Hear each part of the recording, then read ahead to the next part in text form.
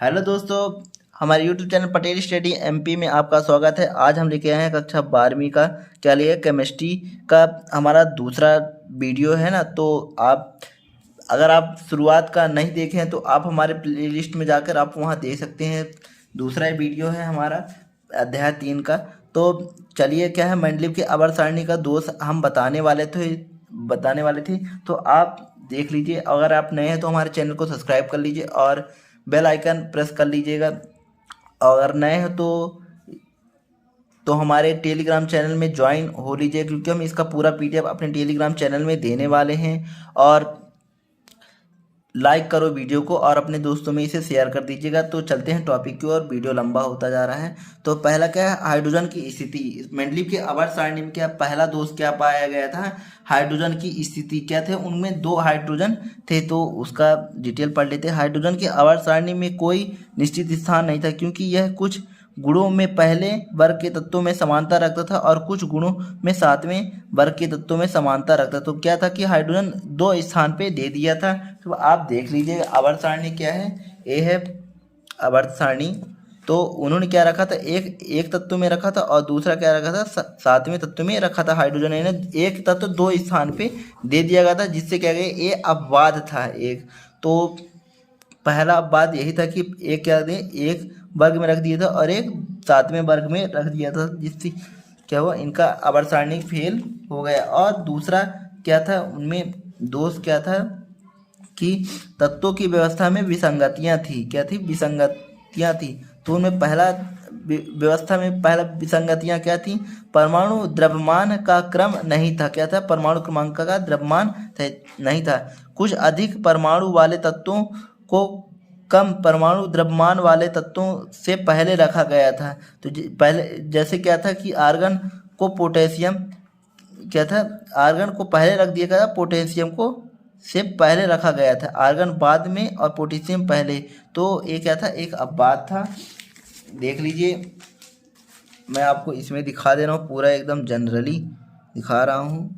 तो ये देख लिए, पोटेशियम ए है 39 और क्या आर्गन ए है। लेकिन क्या था कि जो अभी आधुनिक आवर्त सारणी में है वो आर्गन को पोटेशियम के बाद पोटेशियम पहले आता है और आर्गन बाद में। लेकिन ये क्या कर दिए, उल्टा कर दिए थे, पहले आर्गन को पहले रख दी थी और पोटेशियम को बाद में। लेकिन ऐसा नहीं होना चाहिए, क्योंकि कि इसका क्या परमाणु भार कितना होता है, 39.100 होता है। और इसका क्या था, 39.944 होता है। यानी क्या था कि 39.1 और 39.9, यानी उनमें क्या था कि पोटेशियम को पहले रखना चाहिए था और आर्गन को बाद में। लेकिन इन्होंने क्या कर दिया, उल्टा कर दिया था। इनमें दूसरा दोष यही पाया गया था इनके मेंडलीव के आवर्त सारणी में। और दूसरा क्या था कि असमान तत्वों को एक साथ रखना, क्या किए थे, एक साथ रख दिए थे। उनमें क्या था, विभिन्न गुण वाले तत्वों को एक ही वर्ग में रखा गया था। जैसे कॉपर हो गया, आर्गन हो गया, एजी हो गया था और एयू हो गया था, यानी सोना और चांदी। और क्या किए थे कि lithium, sodium, potassium, rubidium, caesium के साथ, मतलब एक ही में रख दिया गया था। तो मैं आपको दिखा रहा हूँ इसमें पूरा क्या किए थे कि जो सिक्का धातु थे एयू, क्या कहते, helium, lithium, sodium, potassium, C U और रूबियम, अर्जेनियम, ए अर्जेनियम को यहाँ पास नहीं रखना चाहिए था उनको। और सी एस ए यू, ये देख लीजिए, ये सिक्का धातु हैं ये सब। तो इन्हें क्या कर देते, एक में रख दिए थे। लेकिन इनका क्या था, गुण समान, इन दोनों का एक था, लेकिन इन लोगों का था सेम था। फिर भी इन दोनों को एक में न दिख रहा होगा, सॉरी। तो अब दिख रहा होगा, देख लीजिए। क्या कर दिए थे कि जी और एयू को क्या कर दिए थे, एक वर्ग के तत्वों में रख दिए थे, जो कि क्या थे, क्षारीय मृदा वाले तत्व में रख दिए थे। लेकिन ऐसा उनको नहीं करना चाहिए, यही उनको दोष पाया गया, जिससे उनका है ना, उनका फेल हो गया। और फिर क्या था कि उन्होंने के समस्थानिकों का स्थान, एक ही तत्व के सभी तत्वों को समस्थानिक को एक ही वर्ग में माना गया है, जबकि उनके परमाणु भार अलग अलग हैं।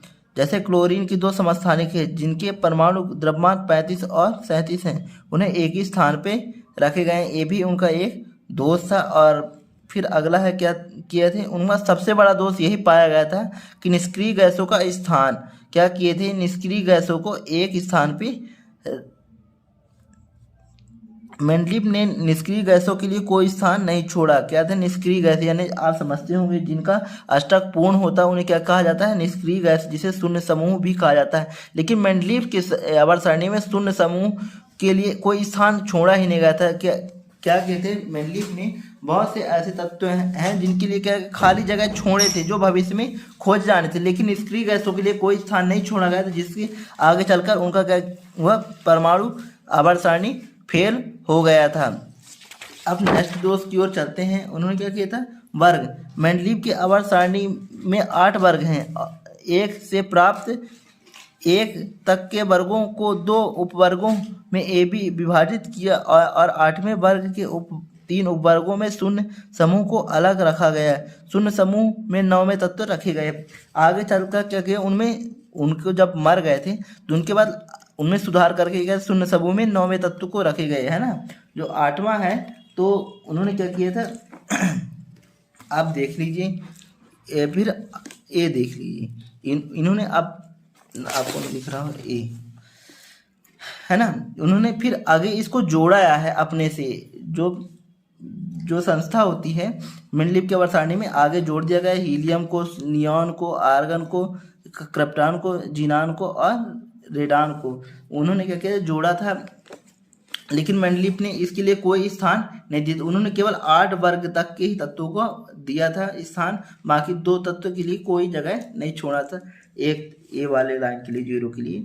तो यही दोस्त था दोस्तों, इसीलिए उनका क्या किया था, मेंडलीव का आवर्त सारणी फेल हो गया। और फिर आता है मोसले का आवर्त सारणी। मोसले का आवर्त सारणी हम आपको नेक्स्ट पार्ट में बताएंगे। अगर यह वीडियो आपको अच्छा लगा हो तो लाइक कर दीजिएगा। अगर आप हमारे टेलीग्राम चैनल और व्हाट्सएप ग्रुप से आप नहीं जुड़े होंगे तो लिंक मैं दे दूंगा डिस्क्रिप्शन में, वहाँ जाकर आप जुड़ जाइएगा। हम इन सब का पूरा PDF हम वहीं आपको देंगे। और